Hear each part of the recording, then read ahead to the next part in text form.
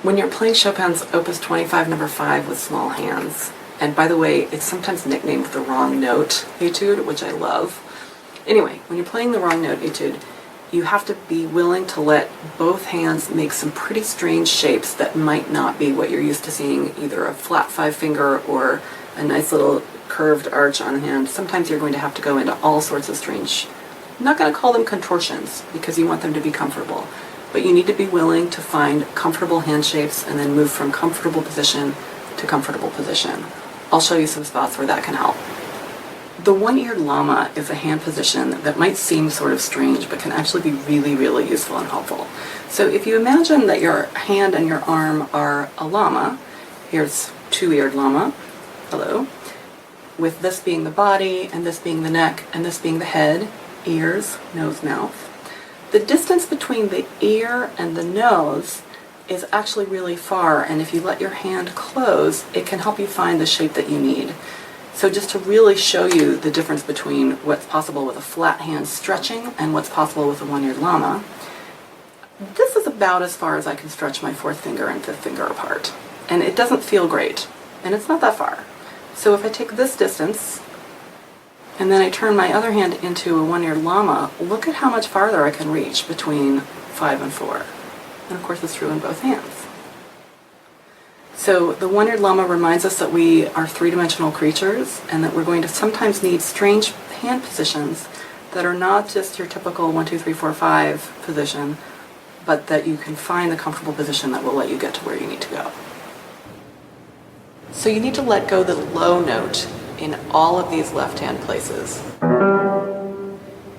But if you're already reaching for the top note when you play it, and you have a small hand, this is going to feel like an uncomfortable stretch instead of like something that you can just find your way to. So the llama is going to be really helpful for all these left-hand rolls instead of... When that opening figure comes back, you're really going to need to find comfortable positions in the right hand too. And you can even practice it like ugly clumps.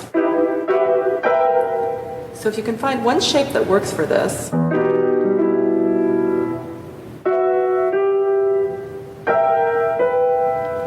probably most of those shapes are not going to look like this.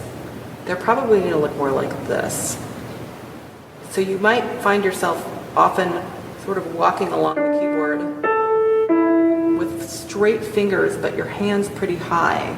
It's a little unusual, but it does work. You can imagine that you're picking up a Kleenex.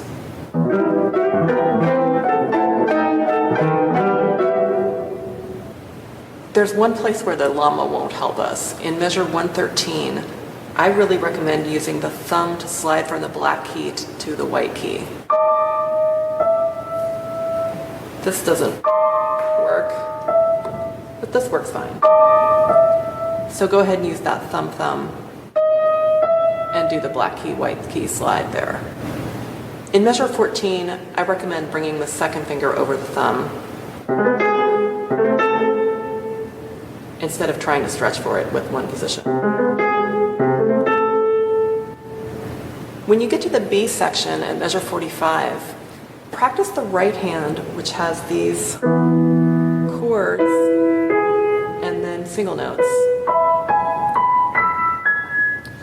Practice it actually as though the main gesture the hand is doing is 1, 2, 4, and that's your main rotating shape. Instead of going up and coming down. So another way of saying that is instead of having the main gesture be the thumb, the pinky, and the middle of the note, and the second finger is just kind of coming along for the ride, instead, have the pinky just come along for the ride. He's not really doing anything. He just happens to be playing at the same time as the second finger. That makes it much easier and much more comfortable to play.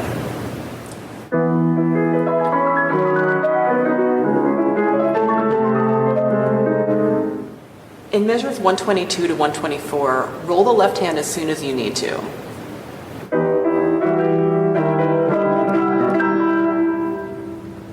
Unfortunately, leaving out that top E doesn't work because we need it in 124.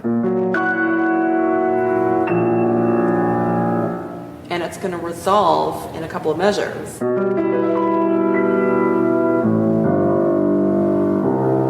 Here.